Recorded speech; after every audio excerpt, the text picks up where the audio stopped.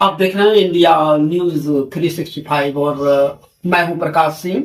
इस वक्त मेरे साथ जनसुराज के एक युवा नेता नागमणि कुमार जो प्रदेश कार्य समिति सदस्य हैं मेरे साथ उपस्थित हैं। और ये चुनावी माहौल चल रहा है। अभी सभी दल अपने अपने ढंग से तैयारी कर रहे हैं और आइए ऐसे में हम जानते हैं कि जनसुराज की क्या तैयारी है, जनसुराज के कार्यकर्ताओं द्वारा किस ढंग के विधानसभा पर कार्य किया जा रहा है, किस तरह का चुनाव प्रचार किया जा रहा है। आइए जानते हैं। नागमणि जी, आपका बहुत बहुत स्वागत है, आज हमारे साथ उपस्थित हैं। तो सबसे पहले हम ये जानना चाहेंगे आपसे कि अभी चुनाव की तैयारी चल रही है, लगभग सभी दल संपर्क कर रहे हैं। ऐसे में आप लोग किस ढंग से चुनाव प्रचार कर रहे हैं और क्या कर रहे हैं चुनाव? सर्वप्रथम आपका बहुत बहुत धन्यवाद जी। मैं आपके चैनल के माध्यम से बताना चाहूंगा कि अभी जो चुनावी माहौल चल रहा है 2025 में, जनसुराज की चुनावी रणनीति बिल्कुल स्पष्ट है। जो जनसुराज पद यात्रा के प्रारंभ से लगातार हमारे प्रणेता और जनसुराज के सूत्रधार प्रशांत किशोर लगातार कहते आ रहे हैं और उन्होंने जो 3 लाइन दिया है, सही सोच सही लोग सामूहिक प्रयास, इसी के तहत हम लोग जो है पूरे 243 सीटों पर एक निर्धारित प्रक्रिया के तहत उम्मीदवारों का चयन कर रहे हैं और उसमें स्वच्छ छवि के उम्मीदवारों का चयन करने का प्रयास किया जा रहा है और वो विभिन्न स्तरों पर जो है उम्मीदवारों को छान करके लाया जाएगा सामने। और ये मेरा विश्वास है कि जो प्रक्रिया निर्धारित की गई है जनसुराज द्वारा, उसमें सही लोग सही सोच सामूहिक प्रयास की भावना वाले व्यक्ति ही उभर कर सामने आएंगे और उनको हम लोग चुनाव लड़ाएंगे। जैसा कि नागमणि जी, सभी दल अभी गरीबों के उत्थान पर बात कर रहे हैं, गरीबी दूर करने की बात कर रहे हैं, मजदूरों के पलायन को रोकने की बात कर रहे हैं। वैसे इस परिस्थिति में जनसुराज क्या कर रहा है और क्या करने का सोच है जनसुराज का? देखिए, ये सर्वविदित है कि गरीबी को दूर करने का 3 ही रास्ता है: शिक्षा, रोजगार और नौकरी। और ये तीनों की स्थिति बिहार में काफी खस्ता हाल है और इसलिए जनसुराज का स्पष्ट मानना है कि 15 वर्ष तक के बच्चों को विश्व स्तरीय शिक्षा मिलनी चाहिए। उसके लिए जनसुराज नेतरहाट और सैनिक के तर्ज पर सभी प्रखंडों में विद्यालय खोलने के लिए प्रयासरत है, यदि जनता हमें मौका देती है और हम सत्ता में आते हैं तो। दूसरी है रोजगार। रोजगार नहीं होने के कारण यहाँ के युवा और अन्य सभी लोग जो है बाहर जा रहे हैं।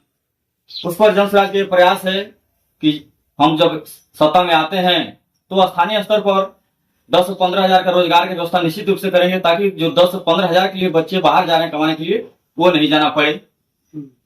तीसरा है कि पूंजी के अभाव में भी गरीबी दूर नहीं हो रही है, लोग अपना छोटा छोटा उद्योग धंधा व्यापार नहीं कर पा रहे हैं। ये जनसुराज का है कि खासकर महिलाओं को 4% वार्षिक ब्याज पर पूंजी उपलब्ध कराना, की वो भी अपने छोटी छोटी व्यवस्था रोजगार धंधा कर सके और अपनी आजीविका को आगे बढ़ा सके। उसी तरह खेती पर है। बिहार की जो खेती है वो खाने कमाने तक सीमित है। उसको जनसुराज का प्रयास है कि खेती किसानी को जो है कमाने योग्य बनाया जाए और उसमें जो है मजदूरों को जो है फ्री ऑफ कॉस्ट जो है मजदूर मनरेगा से उपलब्ध कराने पर जनसुराज की रणनीति है कि हम सत्ता में आएंगे तो कृषि के लिए मनरेगा से मजदूर उपलब्ध कराएंगे, ताकि जो लोग कृषि कर रहे हैं वो उसको कमाने योग्य बना सकें। नागमणि जी, हम अगर उम्मीदवारों की बात करें तो ऐसा देखने को आता है कि कई जो सीट रिजर्व सीट है वहां उम्मीदवारों के शिक्षा पर ध्यान नहीं दिया जाता है, उसका खासा असर पड़ता है। तो इसमें जनसुराज का क्या गतिविधि है? कुछ डिफरेंट है या फिर उसी ढर्रे पर काम करना है? इस पर क्या कहना चाहेंगे आप? जी, ये कटु सत्य है। खासकर बिहार में विधानसभा की जो आरक्षित सीट हैं उस पर अधिकांशतः कमजोर पृष्ठभूमि या कम शैक्षणिक या कहिए कि साक्षर लोगों को ही अभी तक सभी राजनीतिक पार्टी आगे बढ़ाती आ रही हैं। अभी हम जिस विधानसभा में क्षेत्र से हम आते हैं, यही की हमारी विधायिका हैं पद्मश्री माननीय भागीरथी देवी जी। उनके पास हम लोग जाते हैं तो वो हाथ हिला हिला करके किसी तरह से दस्तखत करती है, कुछ पढ़ नहीं पाती। और इसका खामियाजा ये भुगतना पड़ता है कि कोई भी नियम कानून बनता है तो उनके पल्ले नहीं पड़ता है।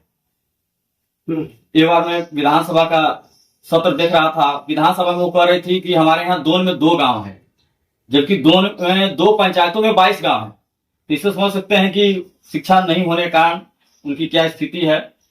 लगातार जो है 5 बार से विधायिका हैं, 3 बार से इस विधानसभा की विधायिका है, लेकिन कोई विकास हुआ नहीं। तो जन स्वराज का स्पष्ट ये है कि शैक्षणिक योग्यता के आधार पर जो है टिकट, मैट्रिक से नीचे टिकट देने का प्रावधान जन स्वराज में नहीं है।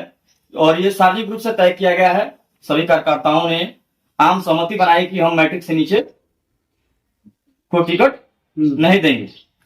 और ये जो है उम्मीदवारों को तय करने के आधार में शैक्षणिक योग्यता भी एक प्रमुख आधार जन स्वराज ने तय किया है। जैसा कि नागमणि जी